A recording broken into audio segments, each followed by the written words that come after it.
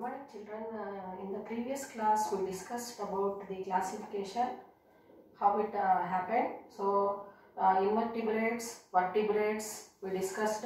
So, in invertebrates, we discussed the characteristic features of different types of phyla. So, that is starting from Porifera to Echinodermata. So, they all belong to invertebrates, where the vertebral column is absent. Now, we are going to discuss about the vertebrata.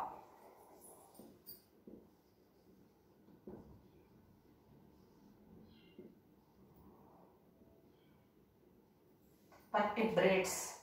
So, vertebrates. So, what are the common characters we are going to observe in these vertebrates? Means, the name itself is going to make you to understand. So, they have a vertebral column.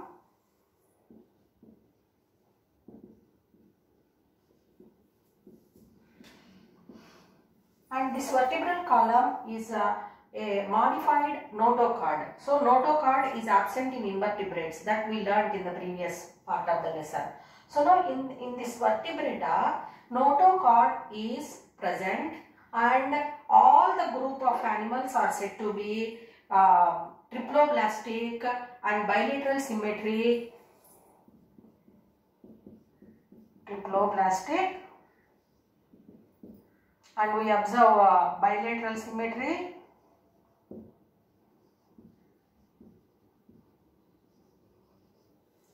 And true coelom we are going to observe. So, coelomate. The animals are belonging to vertebrata or coelomate animals. So, what does it mean? True coelom, that is body cavity is present. And another important character what we are going to observe in the vertebrata or vertebrates means internal skeleton we are going to observe.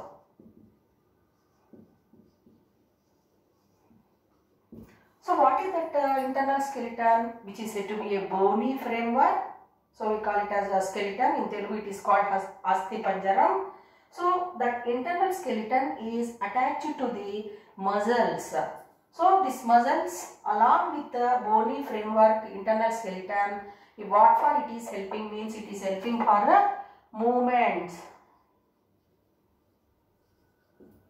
of the body parts. So we are doing different kinds of work.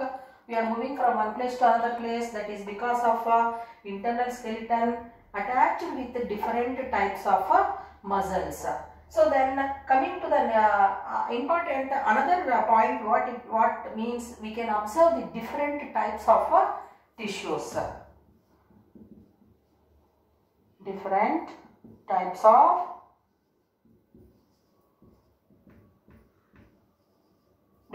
of tissues also we can observe. So in the previous lessons, so we learned about the different types of tissues in animal tissues lesson. So what are those different types of tissues, children?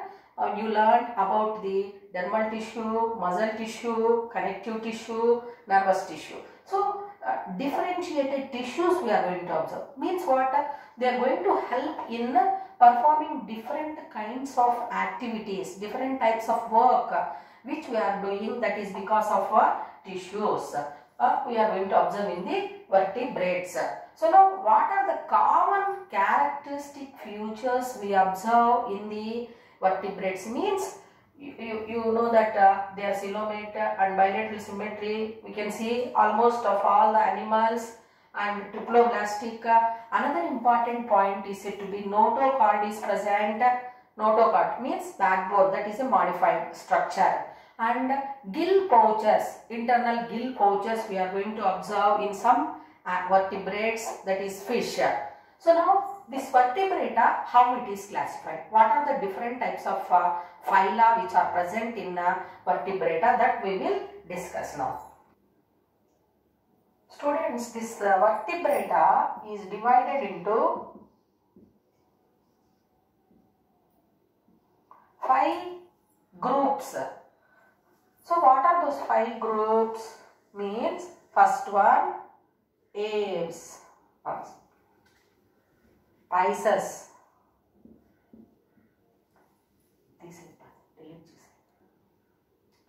Now we are going to discuss about what are the different types of phyla in a vertebrata.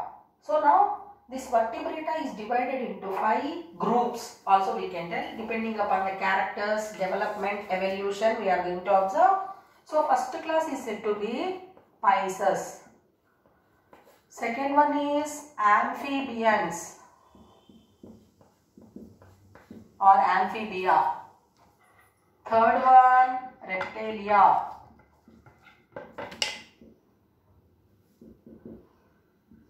Fourth one, aves. And finally, mammals or mammalia.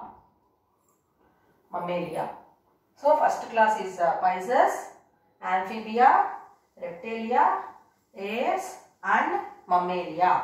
So we are going to learn in an evolutionary manner. So how the development, characters, adaptations have happened in the group of organisms that we are going to learn from the primitive to the present differentiated characters which we are observing in the mammalia.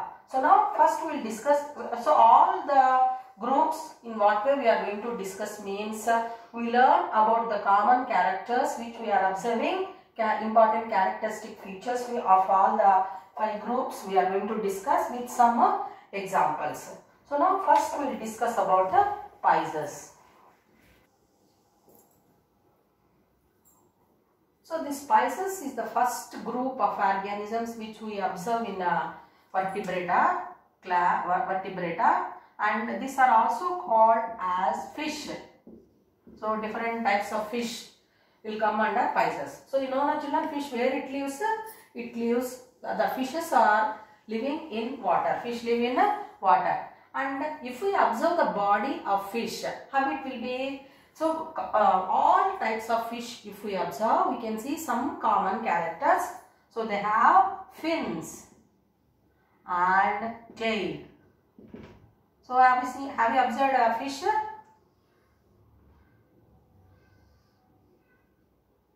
So they have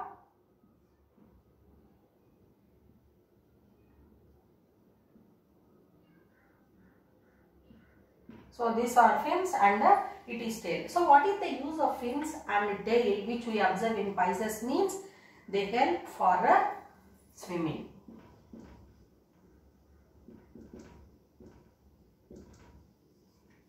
As they live in water, they have to move from one place to another place, or they have to do different types of activities. So these fins and tail are going to help in swimming. Then coming to the another important point which we observe is said to be, they are said to be poikilothermic animals. Poikilothermic animals. So what does it mean, poikilothermic animals? They are also called as cold-blooded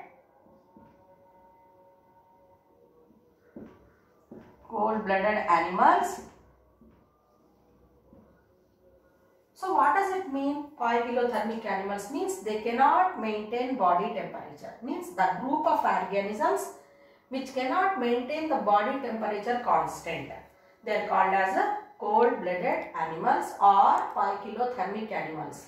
So you know it very well. We maintain body temperature constant or not, children? So what is the constant body temperature of normal body temperature of human beings? Means you know that 98.4 degrees Fahrenheit or 37 degrees Celsius. So suppose if you are not well, it may the temperature may raise. But in this group of organisms, they cannot maintain the body temperature constant. So they are called as a poikilothermic animals or cold-blooded animals. And the fish, as they are living in water, so they are going to respire through the important characters which you learned also in the previous classes. They are said to be gills. So gills are the respiratory organs.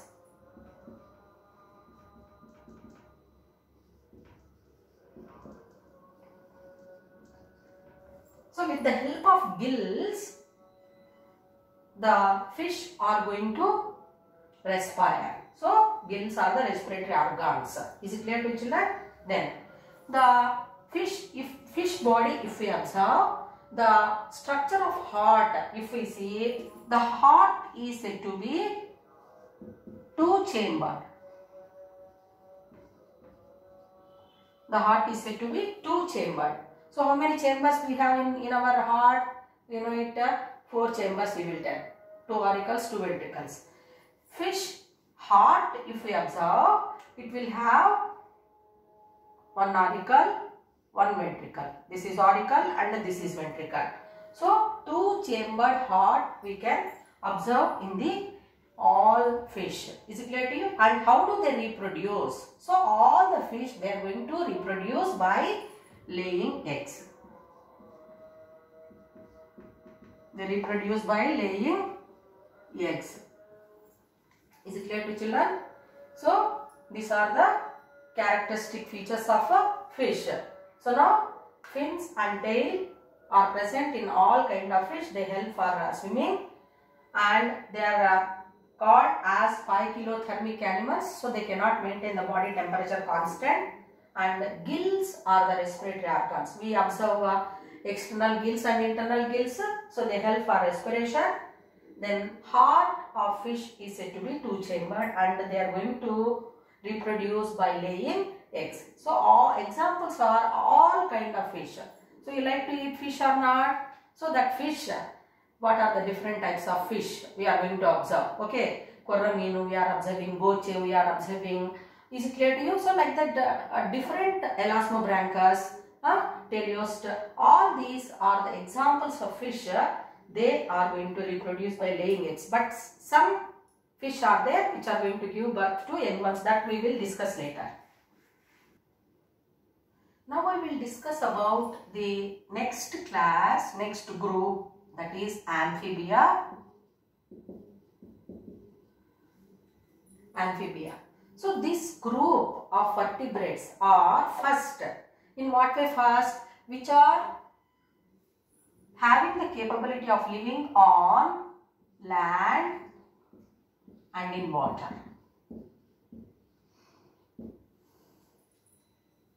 They have adapted. So evolution wise also, if we observe fish, it lives only in water. Whereas next group invertebrata, if we are observing, this group of organisms are able to live in water and on land. So that is the reason they are called as amphibians. Amphibians. Then these amphibians, if we see, so what are the characteristics we can observe in this? Means body is said to be,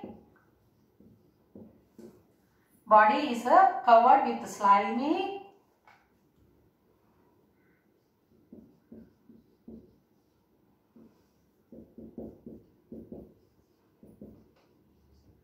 layer. So that sliminess, how it is coming, that is because of a mucus which is secreted by the mucus glands present on the skin. So the body is smooth also. Then they also have vertebral column, backbone is present in them, and they also cannot maintain body temperature constant. So what do we call them? If they cannot maintain body temperature constant, they are said to be poikilothermic. Poikilothermic animals. So as they cannot maintain the body temperature constant. So here, what are the respiratory organs which we observe in amphibians? In fish, we learned the gills are the respiratory organs. In amphibia, we are in, for example, frog if you take, we are going to observe that when the frog is in water, it is going to respire through the lungs. Is it clear to children? Whereas when the frog is on land, it is going to respire through the skin. So we are observing here the respiratory organs, skin and lungs for respiration.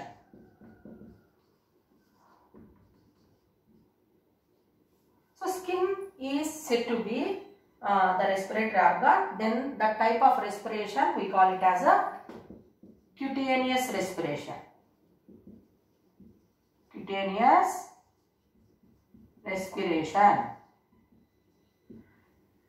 If lungs are the respiratory organs, that type of respiration we call it as a pulmonary respiration.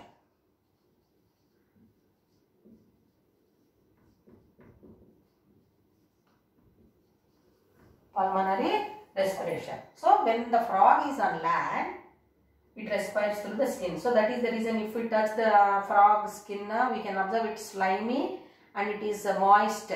Is it clear to children? And water vapor will be present on that. So which makes the frog to live. Once the skin of frog dries, it leads to the death. So that is the reason you will be observing the frogs now and then jumping into water to keep its skin moist. Is it clear to you? Then the amphibian's heart, if we observe, we can see 3-chambered heart.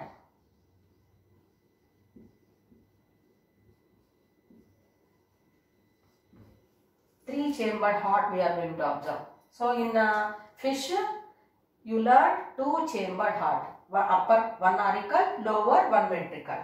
So here in amphibia, we are going to observe 2 auricles and 1 ventricle.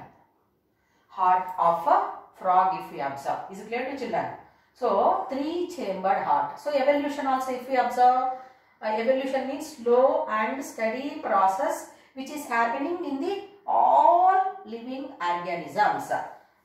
So 3-chambered heart we are going to observe. And in amphibians, the reproduction is going to be happening, that is because of laying eggs.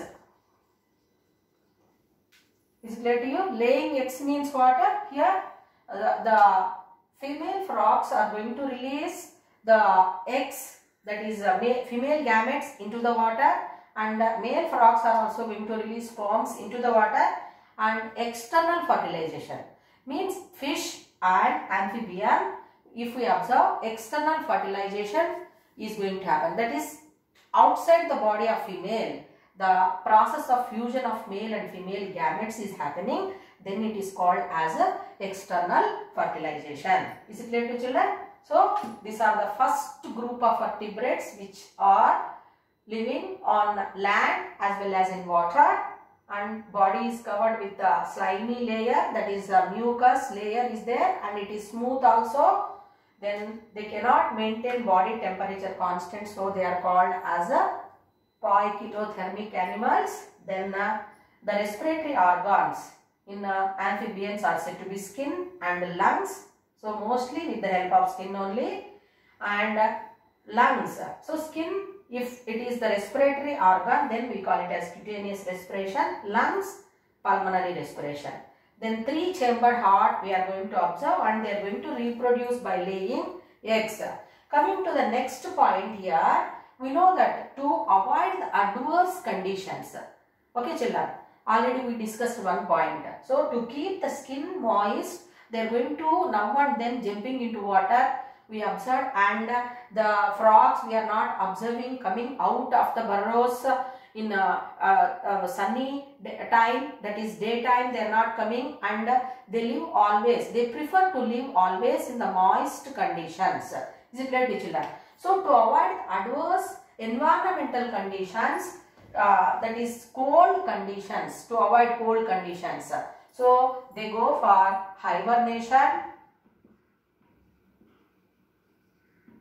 and they live in burrows only, and they won't come out, and aestivation also we observe. So hibernation means what?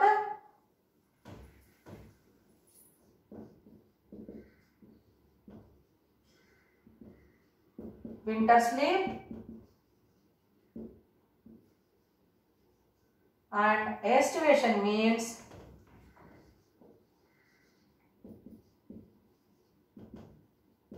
summer sleep.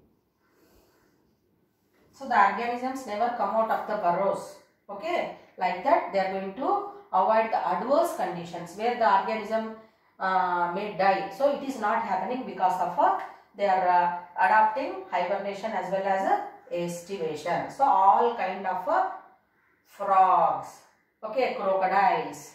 So crocodile is having 4-chambered, incompletely divided 4-chambered heart is present in crocodiles, whereas all other groups of amphibians, like that crocodiles are there, alligators are there, then tortoise is clear to children. So they are all having, they are said to be amphibians only, frogs, etc.